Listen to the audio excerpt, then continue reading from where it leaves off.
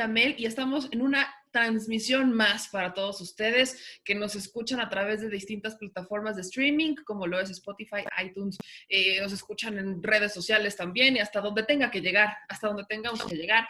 Ya saben que aquí las cosas las decimos como deben de, porque decir la neta, pues a nosotros no nos cuesta. Y en este momento tengo en línea a el doctor Simón Pablo Herrera Bazán, que fíjense, hoy nos va a ayudar a entender un fenómeno, lo voy a decir desde mi perspectiva muy personal, un fenómeno en donde me siento chamaqueada. Me siento chamaqueada, siento que me chamaquearon, yo dejé a alguien en el reclusorio, yo dejé ahí a alguien en el reno y no era, parece ser quien decía que eran. Entonces, si ustedes no saben de quién hablo, estamos hablando de Emilio Lozoya. Y el doctor Simón Pablo Herrera me va a ayudar a entender este y otros temas, justamente. Les platico brevemente de él. Ha sido catedrático universitario y de posgrado en la República Mexicana, titular e investigador de diversos institutos en procuración de justicia a nivel nacional y como catedrático invitado en diversos estados por el Tribunal Superior de Justicia y en fiscalías, procuradurías también estatales, así como en instituciones educativas y universidades a nivel de posgrado, catedrático y miembro del comité tutoral del doctorado INACIPE, rector honorario por excelencia del Centro de Estudios de Posgrado AC, institución educativa a nivel maestría y doctorado. Él, de hecho, participó en foros de estudio a nivel nacional e internacional, entre los que destaca la reforma penal en México, organizado también por el INACIPE y el Instituto Max Planck de Alemania. Así que, doctor, con su amplia experiencia, yo primero lo saludo y le agradezco mucho que esté aquí con nosotros. ¿Cómo está? Muy bien, muy bien. Muchísimas gracias por la invitación y por la apertura de este espacio para dirigirnos al numeroso auditorio que tienen y, desde luego, participar en la neta.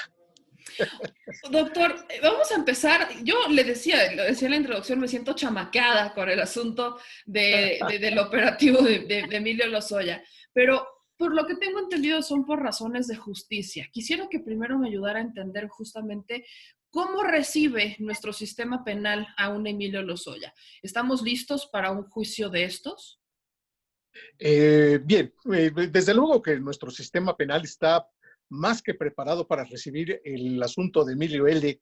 y de tantos y cuantos agentes extraditados y extraditables haya todavía en el camino a seguir. Aquí el problema no es de la obra, el problema es de los actores. ¿Sí? Okay. A mí me hace un poco de ruido el hecho de que hayan manejado con tal discreción la ubicación, el traslado de este personaje, y que no es que hayan chamaqueado, simple y sencillamente actuaron dentro de la ley exactamente en lo que se les permite para darle una pretendida protección a la persona, a sus derechos humanos, desde luego, y esto desafortunadamente se presta a decir que si ya hay o no hay arreglos con el gobierno federal.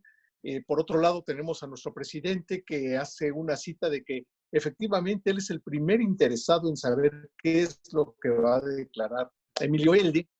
También hace la cita de que él, como todo el pueblo de México, está interesado. No, este interés yo no quisiera desviarlo a lo que es la comunicación que debe haber entre el Estado y la ciudadanía. Yo la veo un poquito ya con cierto morbo, vamos a decirlo, de una sociedad que está guardando las palabras y la voz de un extraditado por ser un actor profundamente importante dentro de la obra que se llamó Sexenio de Enrique Peña Nieto. En ese mismo contexto, doctor, hay varias preguntas. Ayer estábamos haciendo esta transmisión del traslado y usted me dice que se manejaron dentro de lo que les marca la ley para hacer el movimiento, ¿no? Para llevarlo de un punto a otro punto, aunque nosotros pues nos quedamos con que era el reclusorio y ahora sabemos que está en un hospital, desconocemos cuál, pero está en un hospital. Empecemos por intentar desmenuzar esta forma de operar de la fiscalía con la que quizás no estábamos muy familiarizados, ¿no? Nosotros nos decían, va a llegar tal persona y va a llegar y lo vamos a ver, y era un proceso bastante visto. Pero hoy sería este el segundo caso que vemos del actual fiscal general Gertz Manero, en donde pues la primera que yo me enteré fue el Mochomo, lo detienen un miércoles y la gente se entera hasta un lunes, domingo, lunes, de la detención de un Mochomo porque quiere salvaguardar el debido proceso. Con Emilio Lozoya o Emilio L. estaríamos en una situación similar, en donde nos dicen A, pero en realidad es B, para salvaguardar el debido proceso. ¿Qué tan delicado es el debido proceso en entonces? Bien, el proceso, y llamarlo, denominarlo debido, como se marcan por ahí en los andares doctrinarios, no reza más que sea un estricto apego a las normas, que la persona sea respetado en sus garantías individuales, en sus derechos humanos, y que se siga al pie de la letra lo que la norma procesal indica para que la persona pueda disfrutar de una defensa adecuada, de un proceso justo y de una sentencia que esté apegada exactamente a los hechos que fueron puestos a conocimiento de la autoridad judicial. Hasta ahí entonces tenemos un marco general de lo que es el debido proceso. Todos los caminos que llevan y que de verdad me ha hecho mucha gracia cuando dices que se ha chamaqueado a los medios, cuando se ha chamaqueado realmente a la ciudadanía que estábamos pendientes a través de los medios de comunicación que dijeran en dónde estaba. Ahí va caminando Emilio L. rumbo a Reclusorio Norte, etcétera. Bien, la autoridad de investigación, en este caso la Fiscalía General de la República, no está actuando fuera de la norma. La persona, en cuanto llegó, yo puedo asegurarte que cuando les salió el convoy que iba rumbo a Reclusorio Norte 4 horas después de haber aterrizado el avión, yo pienso que esta persona puede haber tenido ya 3 o 3 horas y media fuera del hangar del aeropuerto y haber salido por cualquier otro lado. La situación está, y fíjate que esto es importante, en que debe de ser puesto inmediatamente a disposición de la autoridad judicial que lo requiere, para que a partir de ese momento transcurran las 72 horas para que se le dicte el auto de vinculación, se resuelva su situación jurídica y solo a petición de la defensa se pueda duplicar este plazo a 144 horas. Luego, entonces, ¿qué está pasando? Nadie sabe dónde está Emilio L. Nadie sabe en qué hospital puede encontrarse. Lo que yo no dudaría, y con esta experiencia te lo digo, que Emilio L. ya se encuentra en este momento rindiendo declaración ante el juez que lo requirió. Y está dentro de la norma. Y también está dentro de la norma que la declaración que él realice se asiente, se manifieste dentro de los autos del proceso que se le esté guardando y que él, al estar declarando, lo está haciendo de manera libre, espontánea y con todas las garantías que deben de ser guardadas y conservadas para un justiciable como en este caso es él. La, Sí. ¿Sí? No, sí, dígame. Me llama un poquito aquí la atención de que si ya se encuentra en este momento declarando, está dentro de la ley, está dentro de la norma. Y dentro de las siguientes, hasta que se cumplan las 72 horas a partir de su puesta a disposición, la autoridad judicial puede resolver su situación jurídica. Y que no nos extrañe, ya lo había comentado, que pueda ordenar que Emilio L. lleve su procedimiento en libertad, en un arraigo domiciliario, y va a hacer más ruido todavía. ¿Por qué? Porque se ha creado, como te decía al principio, un cierto morbo por parte de la sociedad, un morbo por parte de los medios, un morbo por parte de los mismos involucrados en el proceso, de los mismos actores procesales, para saber qué es lo que va a declarar Emilio L. Y la autoridad judicial podrá entregar copia de lo que declare solo a aquellas personas que tengan interés procesal. No se va a entregar, como la gente está esperando, que se publiquen todas las declaraciones y los señalamientos personales que hagan. No, eso se guardará sin sigilo, pero se guardará cumpliendo lo que es dentro de lo que hemos llamado debido proceso, dentro de la integridad de un expediente judicial. Ahora bien, quizás usted me pueda ayudar con esto. Ayer sabíamos, nosotros tenemos conocimiento que él, una vez aterrizando, tenía que llevarse un proceso médico, una revisión médica, unos ciertos protocolos que son básicos. ¿Cuáles son estos protocolos para que la gente también tenga ese conocimiento?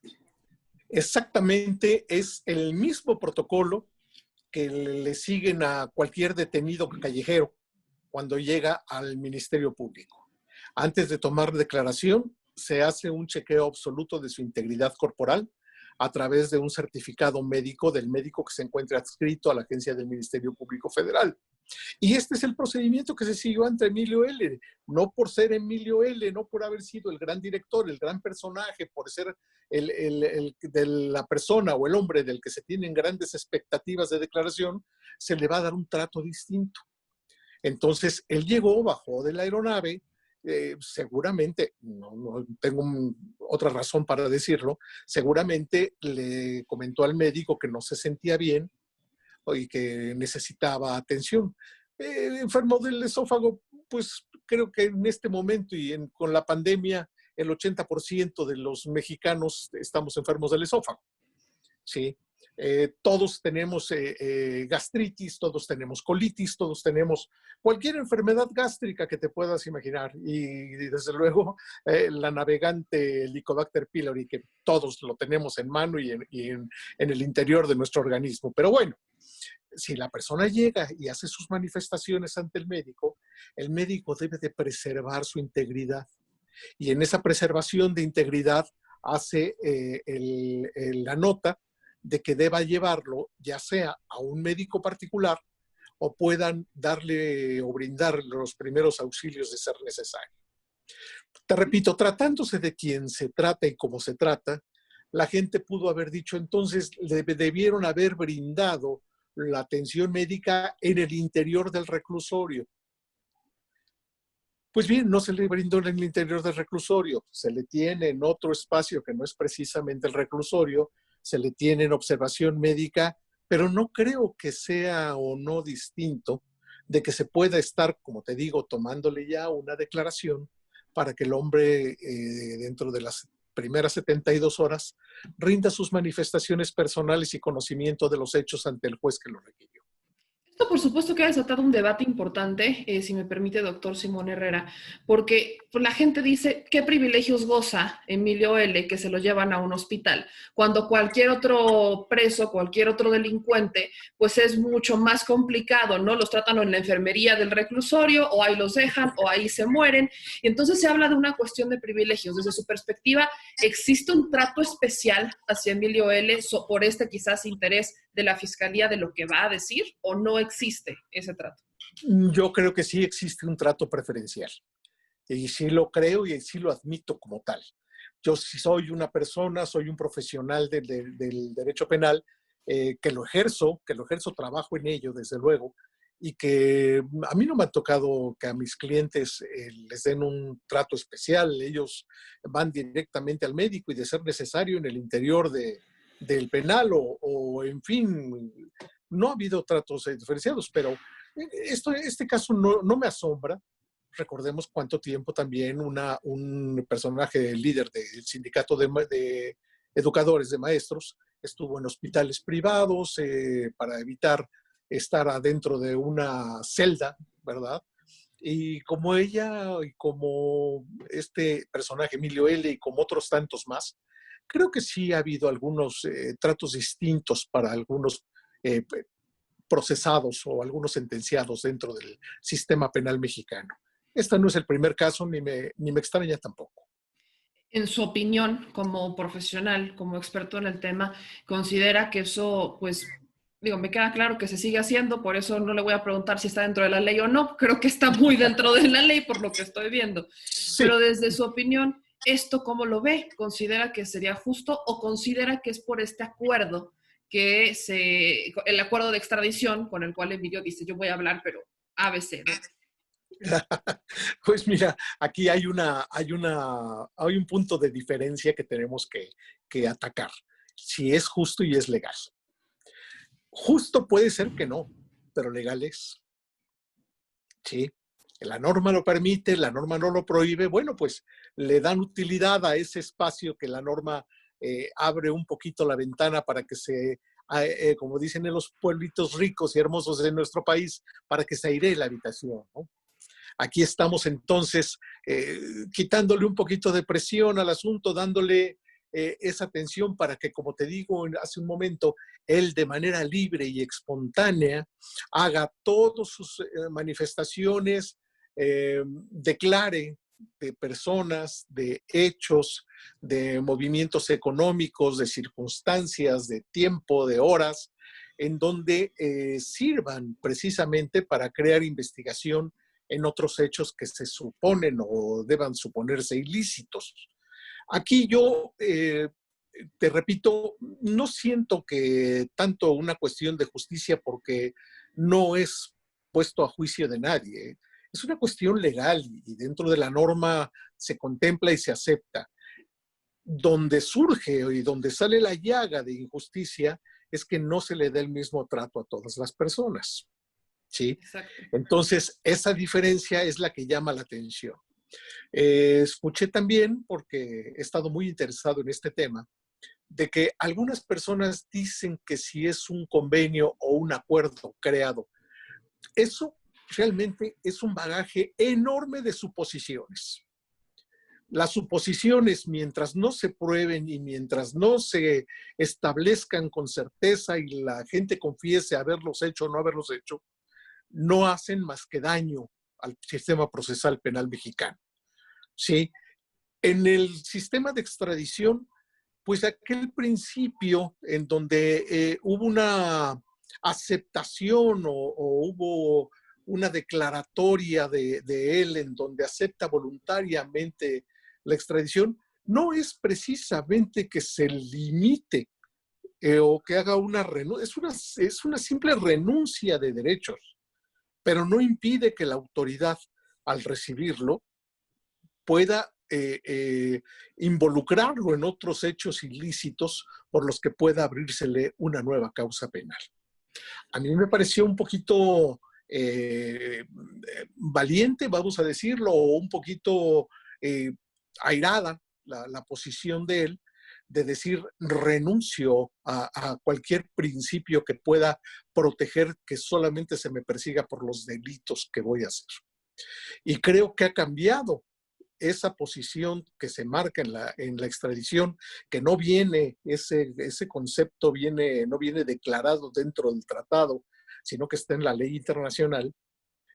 Yo pienso que lo está cambiando realmente por su calidad de testigo protegido. Okay. Y el testigo protegido recuerda que en un principio básico no puede ser perseguido por los hechos por los que declare favorablemente para una investigación, siempre y cuando tengan la certeza de que los hechos, los datos y los movimientos que esté él involucrando a otras personas o a otra corporación delictiva sirvan para arribar obviamente al conocimiento de una verdad histórica. Ahora sí, verdad histórica. Sí, es una verdad histórica y repito, yo pienso que ha cambiado un poquito esa renuncia al principio de limitación con el que él podría haber sido protegido a su persecución solo por los delitos por los que fue requerido. Yo pienso que lo está cambiando realmente por una calidad de testigo con protección, ¿sí? Un testigo protegido. Ahora bien, si la hipótesis que existe sobre que el traslado del hangar al hospital fuera de inmediata, ¿no? Que nunca pasó por el reclusorio, si esa hipótesis fuera cierta, ¿la Fiscalía General de la República estuvo actuando bajo protocolo, está dentro del margen de la ley, o se salió, infringió los procesos al realizarse de esa manera? No. La Fiscalía General de la República, al momento de que lo trasladó, donde no hizo lo que todo mundo hubiera querido, era sacarlo por la puerta principal del hangar de la Fiscalía General de la República. Lo pudo haber sacado por cualquier otro lugar del aeropuerto, ¿sí? pero no actuó fuera de la ley. No actuaron definitivamente fuera de la ley. Te repito, yo lo que también sabiendo que no son ignorantes la gente que trabaja en la fiscalía, son un poco inocentes, pero no son ignorantes. Entonces, haberlo trasladado directamente a un hospital les obligaba a avisarle al juez que lo requirió en dónde se encontraba y que lo ponían a su disposición. ¿Por qué? Porque el término de las 72 horas para resolver su situación jurídica es insalvable. Es un término que es irrenunciable. Así que la puesta a disposición a la autoridad judicial debió haber sido de inmediato. Y te repito, en este momento ya están corriendo las primeras 16 horas, podríamos decir, las primeras 18 horas de esa puesta a disposición, y que seguramente el juez está tomando las medidas que él considera pertinentes y prudentes para tomar esa declaración sin ningún problema, sin presión alguna, y él debe de estar deposando, debe estar deponiendo sus dichos de una manera libre y espontánea. Sin caer en pronósticos, ni mucho menos en una situación así, pero dígame a ver qué va a pasar. ¿Qué es lo que usted, como experto, esperaría de las declaraciones de Emilio Lozoya? Siempre hemos dicho que parece que todos los caminos llevan a un Luis Videgaray, en su momento secretario de Hacienda, al propio Enrique Peña Nieto, expresidente de la República, y México es el único país, al menos, que en el caso Odebrecht, de todos los que han sido vinculados a esta investigación, no ha tenido una sola sentencia, no ha dicho, bueno, aquí está la cara, ¿no? Él fue. No hemos tenido uno solo. México es uno de los países que no ha tenido un solo de estos, y Emilio L. es el que podría estar abriendo la puerta. Entonces, ¿qué se podría esperar de estas declaraciones de Emilio L.? La verdad te voy a decir algo muy, muy, muy fuerte, pero muy claro. No esperaría nada, pero tampoco nada me sorprendería.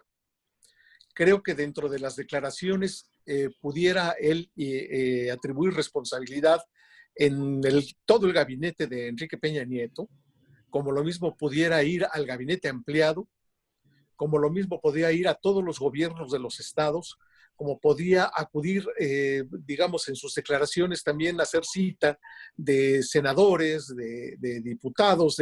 ¿Por qué? Porque el parque económico que representa el Petróleos Mexicanos, del cual este hombre fue director, pues desgraciadamente o afortunado o desafortunadamente, está involucrado con todos los personajes de la política mexicana, incluso los que se encuentran vigentes. Así que mucho cuidado, porque cuando camina uno sobre el agua, hay veces puede uno salpicar a los que vienen. Ahí se nos cortó un poquito la comunicación, pero ahorita regresa, seguramente ese es un tema de internet. Se nos corta, ahí está. Sí, ya lo tengo. Yo te veía muy seria, entonces. Y yo dije, yo también, ¿no? Pero sí andamos ahí con un problemita de comunicación, como que se nos congela un poquito la imagen. Entonces, aquí aguanta. Creo que ya, creo que sí. Lo logramos. Aquí estamos bien. Sí, ya lo escucho. Ahorita ya lo escucho. Bien. Nuevamente te veo un poco quieta. Me voy a mover para ver si me... Oye, yo lo veo quieto, pero sí ya lo escucho. Ahí, bueno, ahí está. Ahora sí. Te digo, yo no siento de ninguna manera que nada me sorprendería, ¿sí? Y la verdad es que no espero que haga ningún contenido de declaraciones. Y creo que en esta situación es precisamente en donde el Poder Judicial, que está tomando su declaración, lo que menos quiere es que haya una multitud de personas que puedan malinterpretar las declaraciones o interpretarlas de modo distinto a lo que efectivamente Emilio L. esté queriendo decir. Entonces, por eso podríamos entender que todo esto del juicio se va a mantener, es la decisión de mantenerlo cerrado y de no exponerlo al público. Yo pienso que por ahí van a hacer muchas cosas antes de hacer pública cualquier declaración o de saber a quién involucra. Yo pienso que van a tratar de tener cuidado, como te repito, en depurar el contenido de sus declaraciones para saber que, que todo se deba mantener dentro del proceso, así debe ser. Y esta es una obligación del juez. Pero lo que se dé a conocer a la opinión pública y lo que se dé a conocer a los medios interesados, como han sido ustedes y todas las personas que están preocupados por esta situación y que estamos preocupados, ¿sí? Yo pienso que eso va a estar un poquito digerido. No van a dar el conocimiento amplio de todo lo que esté declarando esta persona. ¿Y eso qué tan justo sería para la sociedad? Una sociedad que está hambrienta de conocer la verdad. Volvemos al tema que es justo y que es legal, ¿no? ¿Qué tan favorable sería Claro. para el debate público? Es que el público quiere saber de todo, ¿sí? Lo que también hay que entender es que el derecho especialmente el derecho penal, ¿sí? Todavía se guarda dentro del procedimiento, aún sea el sistema acusatorio, todavía se guarda secrecía de las declaraciones y solamente se le debe dar o se le puede dar intervención a quienes tengan efectivo interés jurídico en ello. Que se va a filtrar información, se va a filtrar, pero de que el juez va a intentar mantener las declaraciones integrales de Emilio L. en el proceso, también lo va a hacer. De que la fiscalía no va a permitir que se fugue la información, pues va a hacer todos sus intentos y sus labores. La sociedad sí va a estar interesada, va a seguir interesada, pero te repito más que por un interés puramente de compensación social, yo le siento como un morbo, o bueno, podríamos llamarle a toda esta obra que ha sido una venganza en la que hay grandes partícipes, grandes actores, y que desde luego va a ser muy llamativa. ¿Cuál sería entonces el mayor temor de la fiscalía? Es decir, hablando de errores, ¿qué pudiera cometerse o entorpecer este proceso? ¿Qué es lo que quisiera evitar la fiscalía a toda costa? Que hubiera infracción al debido proceso. Eso es lo que la Fiscalía va a tratar de evitar a toda costa. Que por una falla técnica de que se violen los derechos humanos del procesado, de que no se cumpla el respeto a las garantías, cuestiones formales y cuestiones objetivas, el proceso se les caiga a ellos prácticamente y sea un revés que sería insalvable prácticamente. Esto es un reto, fíjate. Yo pienso que es un reto muy importante, tanto para la Fiscalía de salir adelante en este asunto, porque no pueden inventar datos. Es un reto para el Poder Judicial, porque debe de contener los embates de quienes pudieran tener un ingrato interés en el asunto y mantener absolutas las declaraciones del procesado dentro de la causa que se le siga. Y es un reto para la defensa, precisamente, hacer valer todos los derechos que le puedan servir y que le puedan convenir para, precisamente en un entorno total y calificado, poder llegar de alguna manera y de manera colegiada a obtener y a mantener lo que hemos llamado el debido proceso. ¿Cuál sería entonces su opinión sobre el actual fiscal Hertz Manero? La gente hay comparaciones brutales entre él y Santiago Nieto, existe una rivalidad que no se han molestado en negar ninguno de los dos. Existe esta necesidad de Santiago Nieto de decir todo desde la unidad de inteligencia financiera y por el lado de Hertz Manero, pues de mantener esto mucho más cerrado, como mantener los temas más en casa, aunque cuando se trata de Santiago Nieto y exhibirlo, pues empieza el yo sí trabajo y estas competencias que no considero que abonen al debate público, ni mucho menos a su trabajo. ¿Cuál es su Claro. opinión de Hertz Manero y de Santiago Nieto también?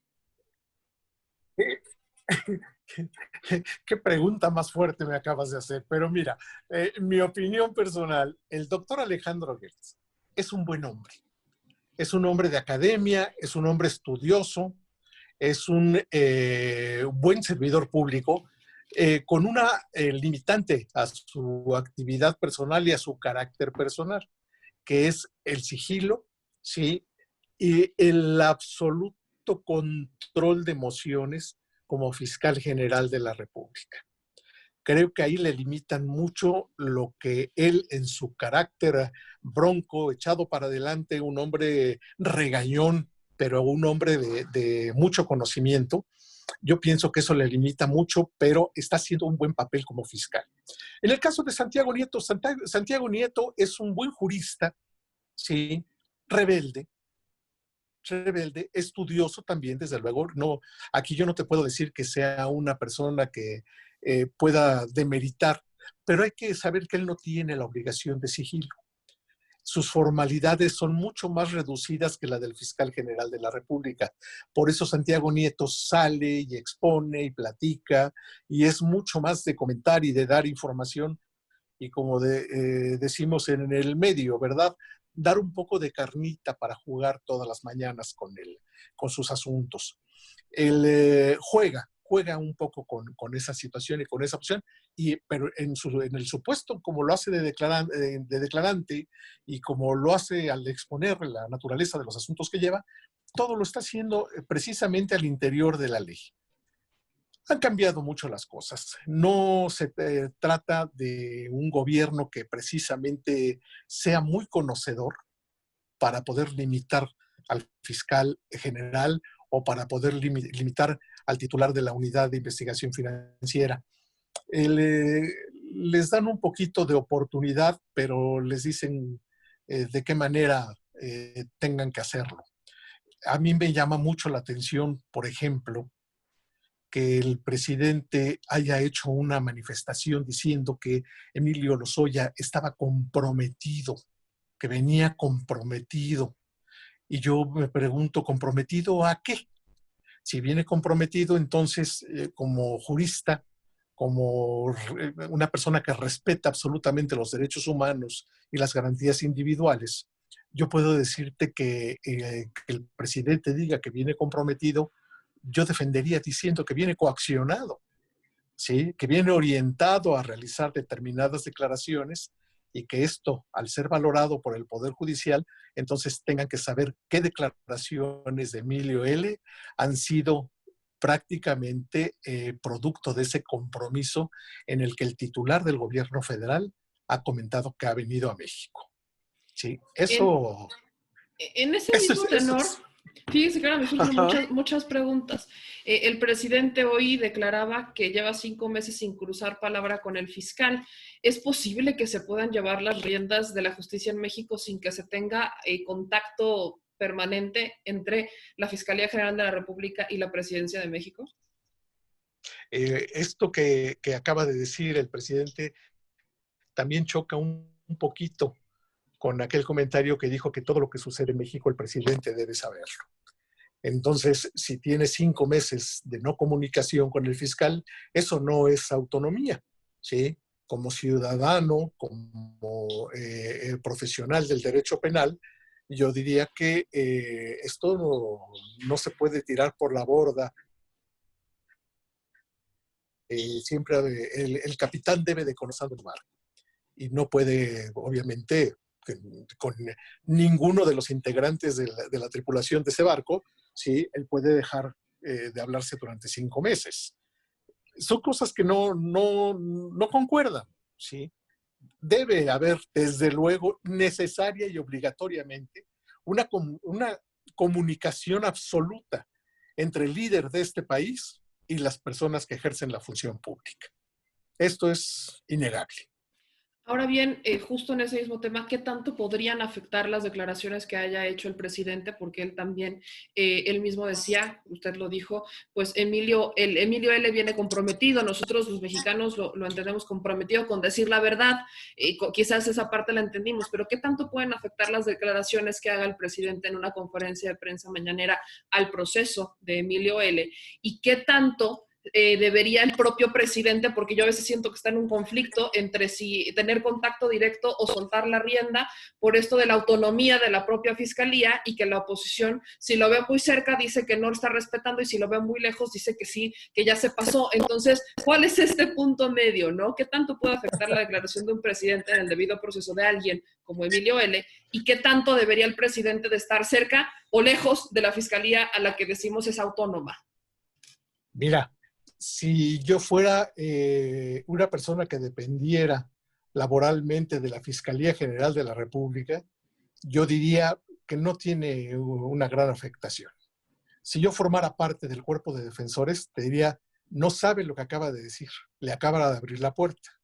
Pero como solamente soy un pobre penalista que trabaja y estudia y no hace otra cosa más en este mundo, creo que el tiempo nos dará la razón a todos para saber qué tanto pudo haber afectado esa declaración. Creo que le pasamos el balón al Poder Judicial y ellos tendrán que resolver. Una verdadera, una titánica labor para el Poder Judicial. Mis respetos para que trabajen libremente y para que cumplan todo lo que es la libertad del ejercicio judicial en México. Pues yo con eso me quedo y le agradezco mucho esta entrevista, doctor Simón Herrera. Espero tenerlo más allá porque esto de la justicia, esto no se acaba, esto apenas empieza, se abre una puertecita para debatir muchas cosas y creo que vienen todavía más fuertes. Así que yo le extiendo la invitación para tenerlo acá y a ver si nos puede sacar de varias dudas que tenemos ahí con el Poder Judicial. Siempre estaré dispuesto para trabajar con ustedes. Es un gusto participar, es un gusto dirigirme por medio de ustedes a un número muy grande de escuchas y desde luego también reconocer que en este tipo de situaciones el primer compromiso es distinguir entre lo que es justo y lo que es legal. Eso sí, nos va a costar mucho trabajo, lo que es justo y lo que es legal. Yo le agradezco muchísimo, doctor Simón, y pues estamos en contacto. Muchas gracias. Les abrazo con mucho cariño. Que estén muy bien. Gracias. Igualmente, gracias. Pues ahí lo tienen, amigos. Creo que ese es el gran debate, tengo que decirlo, entre lo que es justo y lo que es legal. Ya no sé ni qué quiero, ya no sé ni qué puedo, ya no sé qué más, mis amigos, pero esta es la información que yo sé que ustedes necesitan para entonces sí generarse un criterio propio. Yo soy Meme Yamel y los abrazo a la distancia. Nos vemos en la siguiente. Suscríbanse a nuestros canales, compártanlo en todos lados y aprendamos ahora sí a digerir este tema que va para dar largo y ancho. Les mando un beso. Adiós. Adiós.